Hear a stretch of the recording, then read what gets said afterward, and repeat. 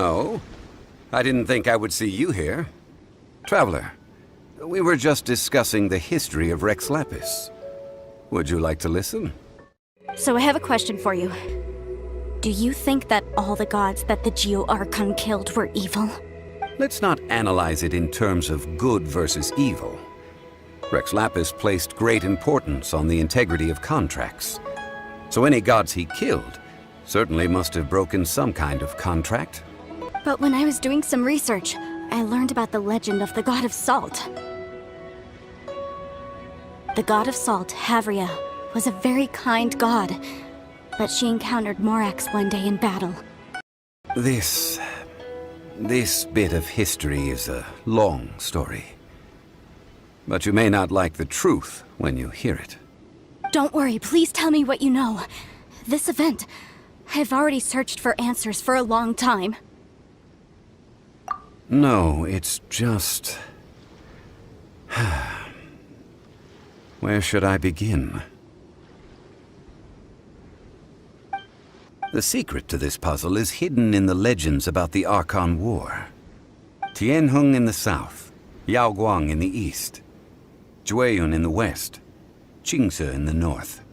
All desolate and devoid of life.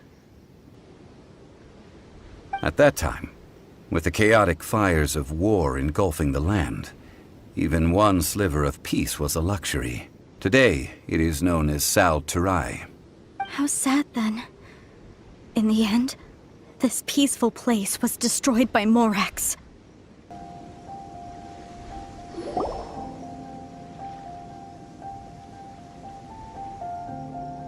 Guyun Stone Forest is actually the perfect place to be if you wish to learn about the gods or the history of the Archon War. Legend has it that Rex Lapis threw spears made of large rock into the sea here, piercing and crushing the overlord of the vortex. After many years of wind erosion, those stone spears have turned into the unique rock formations we see now. What we see now is just the part of them that remains. The stone spears hurled by Rex Lapis all those years ago were much greater, both in number and in size. But due to the different angles they landed at, their large centers of mass, erosion by seawater, and years of gravity, many of them have been completely swallowed by the sea. So besides wind erosion, the initial collapsing of the stone spears also played a big part in the formation of Guyun Stone Forest. Many gods of old have been sealed beneath the Guyun Stone Forest.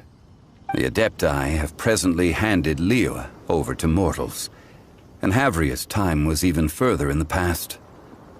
The Salt Chalice and Salt Ruler that she left behind should not return to Liyue.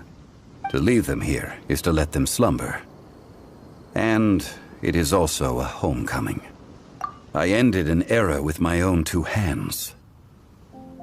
I've always wondered how I should remember that which I ended. History records, but history may be changed. This incident proved that. Time is a mighty force, and history's twist in its flow.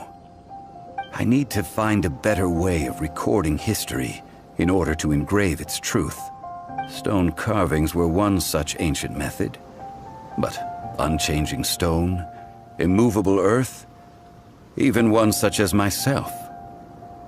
Someday we may all disappear.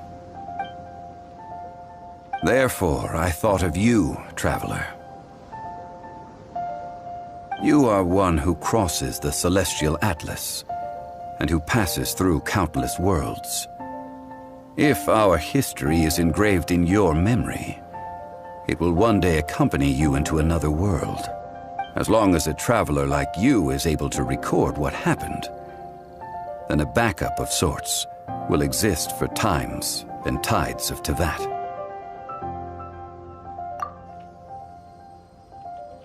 Now then, it is time that we consigned both the Salt Chalice and Salt Ruler to the sea.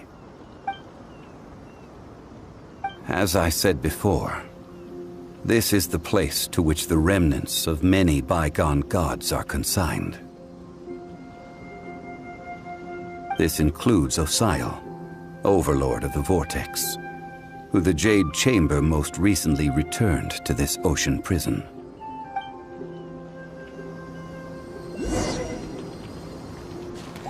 Thousands of years ago, the Adepti and I fought against the turmoil that plagued every corner of this land. Guyan Stone Forest, where I sealed many gods with my spears. After so long, naught but folktales remain. Osial, you and I were foes, but our ancient grudge is but a bygone memory now. May that which Havria has left behind be yours to subsume.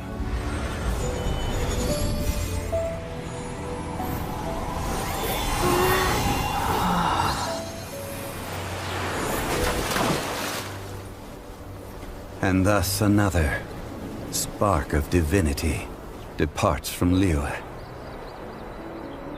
My legacy shall now be left to those who come after to debate.